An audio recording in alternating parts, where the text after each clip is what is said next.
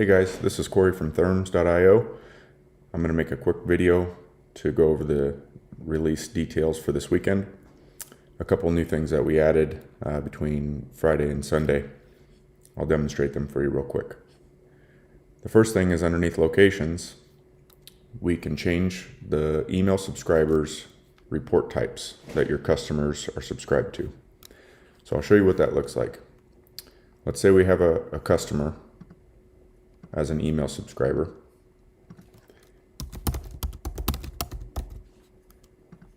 And that customer, we want them to receive all email reports. So we check this box here for reports, and you'll see a new box that is checked, subscribe to all report types assigned to location. And what that means is this customer email address will receive any reports for Antelope Business Community.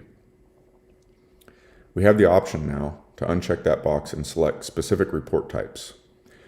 So if your operations have multiple report types that you assign to locations when they're completed, you can pick which ones actually go to the email subscriber.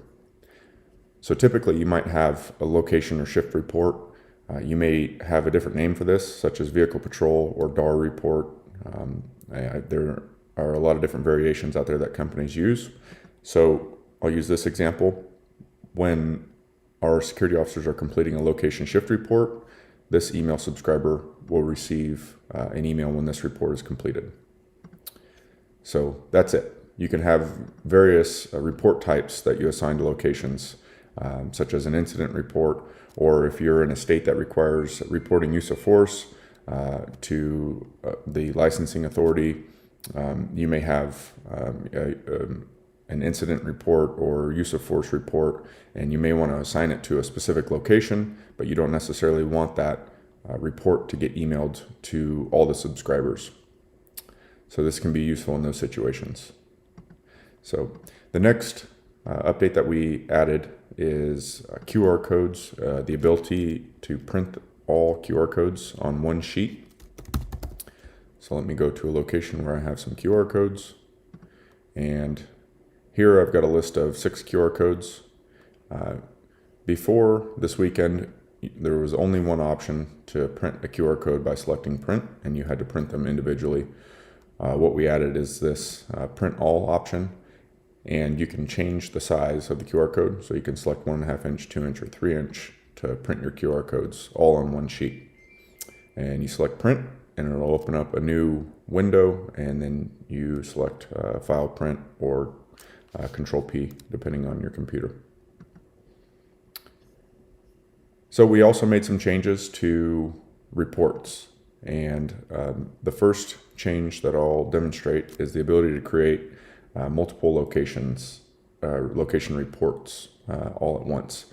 This has been requested by dozens and dozens of companies. Have asked for this feature for a long time now. It was in an older version of THERMS, and we finally added it back. So this is most useful in the case where I am a patrol officer and I'm starting multiple reports at the beginning of my shift. So I'll use a location report type, and I'll first select one location, and when I get to the summary screen, I can select create this report type for multiple locations. So if my patrol route has 4 properties on it, I'm going to select each of those properties. And what will happen is a location shift report will be created with the date that I set for each of these locations. And then I'll be taken to one of those reports after I complete them. If I go back to reports, I see I have 4 reports that are in progress now. The next thing I want to discuss is some changes to report type configurations. So you'll notice that I have some colors on the buttons here. This is just a visual indication, and it's configurable on the report type config. We've noticed that a lot of organization accounts have, anywhere from 6 to 18 different report types, and typically there's only a few of those report types that are used daily. So we added the ability to select a color for a report type, And you can do that in the configs. This just makes it easier for the security officer or the officers that are creating these reports daily. So I can quickly jump to location shift report just from a visual indication that it's green.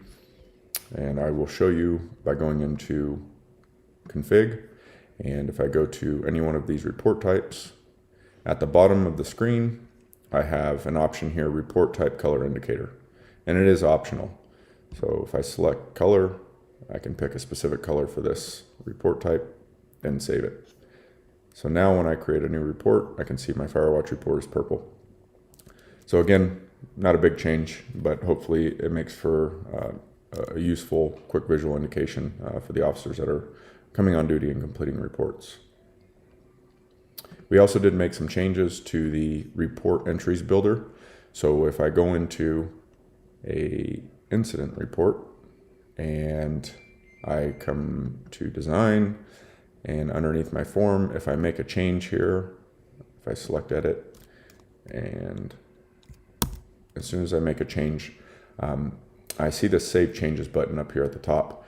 Now, I know that a lot of managers and company owners have made changes to custom report forms, and they've left the screen by selecting a menu option or hitting the back arrow in their browser, and they forget to save the changes.